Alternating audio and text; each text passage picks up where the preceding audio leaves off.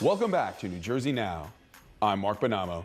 It's being called the Newark Bay-Hudson County Extension Improvements Program, the rebuilding of an 8.1-mile stretch of the I-78 Turnpike extension, but the project is getting pushback from environmentalists. Joining me now is Lisa Navarro, Supervising Engineer for the New Jersey Turnpike Authority. So, Ms. Navarro, please tell us what the Newark Bay-Hudson County Extension Program will consist of. Mark, thank you so much for having me today. Thank you for the opportunity to discuss this urgently needed program. The Newark Bay-Hudson County Extension is 8.1 miles of transportation infrastructure from Interchange 14 in Newark to Jersey Ave in Jersey City. It is the Office of Emergency Management evacuation route, and the New Jersey Turnpike Authority is undertaking this critical safety and modernization improvements program due to the condition of these structures and its age. You mentioned it's critical. Why is there a need for this extension? The need is safety. We at the Turnpike Authority, highest priority is always safety. For this program, it's no different. There are 29 bridges that include the 8.1 miles. It's made up of 29 structures. They were built in 1956. They're nearly 70 years old, and they're at the end of their life. They must be replaced. We've seen throughout the nation when our aging infrastructure is not rebuilt and the catastrophes that can happen. We at the New Jersey Turnpike Authority, we simply cannot and we will not let that happen. The project's going to cost approximately $10.7 billion. No city, no county, no state or federal tax dollars used to fund the project, but it's going to be paid for from toll revenue. Critics say that money should be used for mass transit. What's your reaction to that? So I do understand concerns with the cost of the program. When you compare the program to other similar programs in the region dealing with this type of infrastructure, 29 bridges, 8.1 miles. This cost is in line with those projects. And the Turnpike Authority, as you said, we're using toll revenue to fund this program. So with that is we have rules that come with using this money. It's not as simple as giving that money to New Jersey Transit. We simply cannot do that. However, we do understand the importance of mass transit, and that is why the New Jersey Turnpike Authority is actually investing into the state a historic level of funding, which is $500 million toward mass transit. And then additionally, the Turnpike Authority is also funding the Gateway program, which will improve mass transit into Manhattan. Now look, you know, where you're talking about is kind of like, for me and for a lot of people, my personal wheelhouse. I live in Newark. I'll spend time in Hoboken. I go to church in downtown Jersey City, Our Lady of Chenstohova. So one of the criticisms from advocates like Environment New Jersey, for example, Doug O'Malley, they'll say this project's going to increase pollution, mess up these neighborhoods, increase pollution in the region overall. How do you counter that? What are your thoughts? Well, we do understand all concerns, and we are taking them all seriously and considering them. But what I would say is we have gone through two rigorous environmental processes. One's federal, a NEPA process,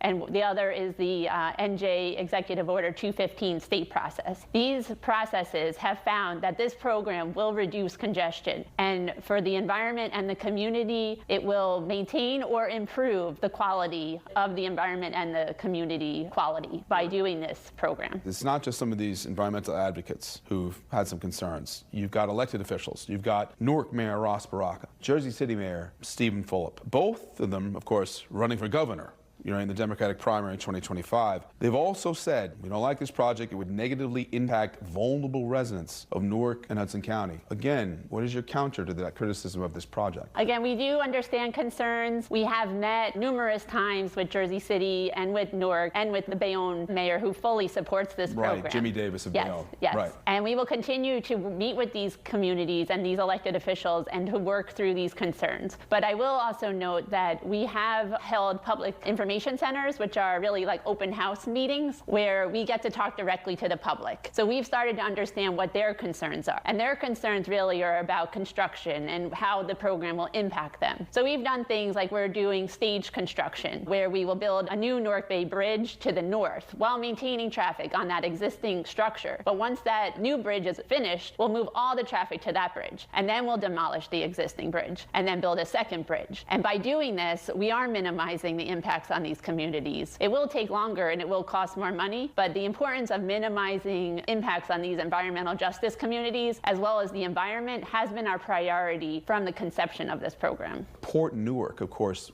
the most critical port on the East Coast for the United States. What kind of economic impact do you think this project is going to have, considering the environment that I'm talking about to you? Well, a lot of that growth and now those successes of those communities like Jersey City and Bayonne and the growth of the port is what our program will support. We will support that. We will support the movement of goods and services in this region and for the state. And in addition to that, the improvements from 14 to 14A alone are expected to generate 25,000 jobs, just that alone. And a lot of that will be for heavy construction workers, but it's more than just that. Like, those workers will need to go get a sandwich for lunch. They'll hit the local deli, or a piece of equipment, they'll have to go to the local hardware store. So there will be ancillary opportunities and economic growth to these communities as a result of all this work. You know, we saw in New York City recently criticism against the proposed congestion pricing plan led Governor Hochul to postpone the plan. When it comes back, we're not sure. Although this is a different type of project that you're talking about, are you concerned that Governor Phil Murphy could halt this project based on this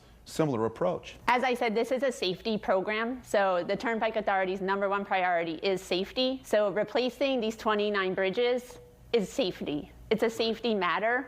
And I know it's important to the Turnpike Authority and to the state of New Jersey. And we need to do this program because these bridges can no longer be rehabilitated and they must be replaced. We've done rehabilitation over the years to keep it going, but the amount of deterioration that we are facing now, it's at the point we need to replace it. We'll continue to make sure it's safe, to make sure that it's safe for the public. That's always our priority. But in the past 5 years, there hasn't been a single month without a lane or shoulder closure on the extension due to the maintenance and repairs that we have to keep doing to keep these structures going. What do you see happening if this Newark Hudson Bay extension program does not happen? I think that would be very unfortunate. I think we would continue to have to do the piecemeal maintenance projects to keep it safe. When we do that, there is local backups and on local streets, and I don't believe that is good for the environment or for those communities. We won't be able to support the growth of the ports. You know, we've all become accustomed to these package deliveries to our doorstep, and this program, as we envision it, will support that. Will support that movement of goods and services